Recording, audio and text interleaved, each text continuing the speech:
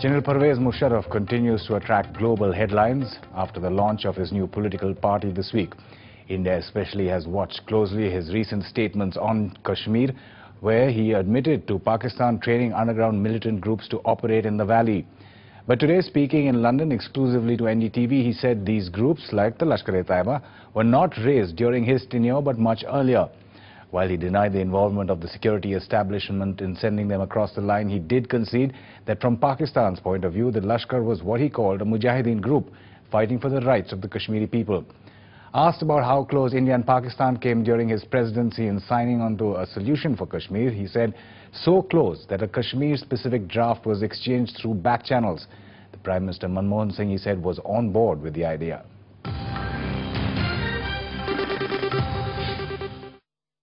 Not to get trapped in that India-Pakistan stalemate, but the counter-argument, of course, is there is terrorism being imported across the line of control. Now, I want to ask you something about what you said this past week in an interview to a German magazine that grabbed Indian eyeballs at least. An admission for the first time of the world's worst-kept secret, that there are underground militant groups, not just trained in camps in Pakistan, but also sent across the line of control as the Pakistan army looks the other way. You have since said you were misquoted, but many people believe that you actually spoke the truth. You've never shied away from speaking the truth. When you were president, you actually tried to reduce infiltration across the line of control, and those numbers have come down.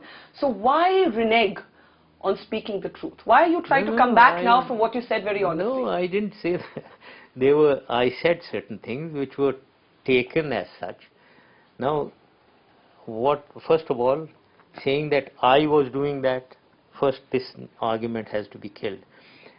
Mujahideen groups came into being after the freedom struggle in Kashmir started in 1989. Lashkar-e-Taiba, Hizbul Mujahideen are products of 1991. But Lashkar-e-Taiba is not an indigenous Kashmiri group. Okay, yes, indeed. It's a terrorist. But what I am trying to prove is associating it with me doing that. I was nothing in 91, I was a brigadier, right? So therefore, I was not in that interview certainly saying that my government was doing this. We came into being in 99-2000 when Lashkar-e-Taiba, Hizbul Mujahideen, Jaish Muhammad, all these and many others came into being in the 90s.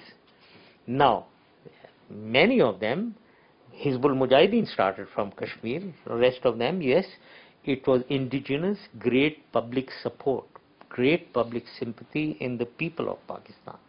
And that gave rise to all of them. Now, I'm not shying away from saying that. And what is the Lashkar-e-Taiba as a group for you? For India, it's a terrorist organization. For you, what is it? Well, we'll enter into a debate when one man's terrorist is the other man's freedom fighter. So is the Lashkar-e-Taiba a freedom fighter for you? From our point of view, anyone who is fighting in Kashmir, in your part of Kashmir, is a mujahid who is fighting for the freedom, for the rights of the people of Kashmir. Using acts of terror that often see innocent women, children killed. Just a second. As enshrined in the United Nations Charter by the United Nations, recognized as a dispute. Okay? Now, the other part, terrorism, they are fighting against the Indian army, right? And Indian army is killing the civilians. So who's a terrorist? Isn't the Indian army terrorist also then? Let's put it I think we are going to enter into a discussion where you won't prove anything, I won't prove anything. I want to go beyond this. And I want to go beyond this because you have spoken about extremism and terrorism being the key challenges before Pakistan. And I want to ask you, the reason I ask about Lashkar-e-Taiba is because after the Mumbai attacks of 26/11, we have the David Headley confessions or the interrogation report, we have independent CIA reports, and they are all talking about the involvement of the Lashkar-e-Taiba, and some say with some backing from not just sections of the ISI but even to serving army majors who have been named in the Mumbai attacks. Now, what do the Mumbai attacks have to do with Kashmir? And the Lashkar-e-Taiba has been implicated in the Mumbai attacks. Okay.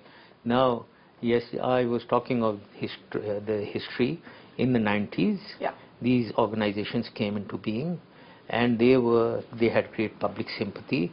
Everyone in Pakistan knew it. Every individual in Pakistan knew that people are volunteering to go and they are going into Kashmir to fight the Indian army. Whenever with the covert help of the Pakistan establishment. No. Now, I never said that. Now, this is the point that I was making.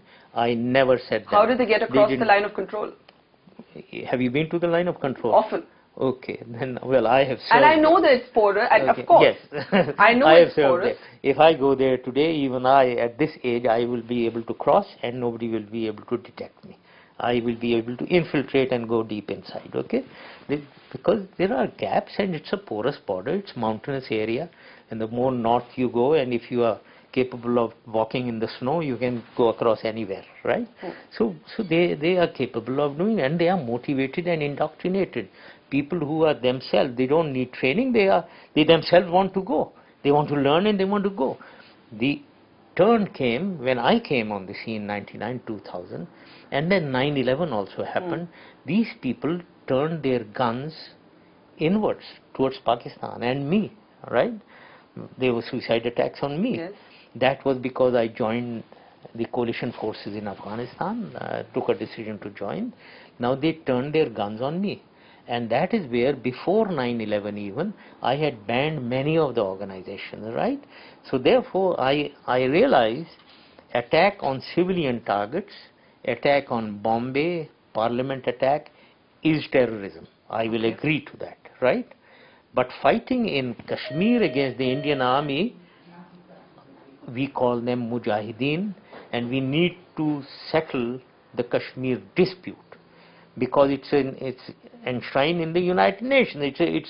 It's a dispute recognized by the United Nations. Many people believe, on both sides, that your famous 4-point formula for Kashmir remains the only pragmatic template within which Kashmir can be resolved. Do you feel a little upset that the PPP's government has kind of dismissed the theory that this actually came quite close to a solution? And how close, if you can share more details with us than you have in the past, how close did our countries come to a solution? You said it, I think the parameters, and let me tell you very proudly, those parameters are mine. I thought of them because I realized that when I was talking to everyone on Pakistan side, on the Indian side, the dispute is there, Kashmir dispute, what is the solution? Not one of them ever gave me a solution. So therefore, that set me to thinking, and that is where I came into this issue of demilitarization, maximum self-governance, overwatch and all that, and making the line of control irrelevant. Now you asked me how close we were as close as drafting the final agreement.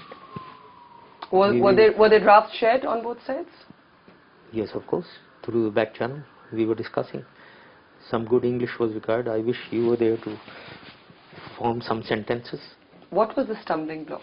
Why did it suddenly fall through? Why did it not go through? And why is the present government denying the existence of any such draft? Who's denying? When we pose this question to the PPP government in Pakistan, they say there's no paper. What does your government say? I think our government indicates that this 4-point formula was a template and we were almost there. Yes. I mean, frankly, I don't want to get involved in that. I've told you. So where did it fall through? What was the stumbling block? As I said, we were drafting, and in fact, on the other two issues, we could have signed any day. Which were the other two issues? Siachen and Sir Creek. We could have signed.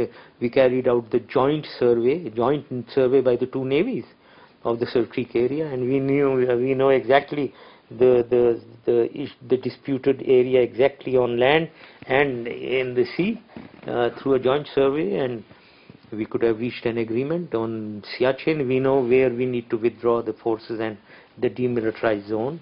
We can reach an agreement yesterday.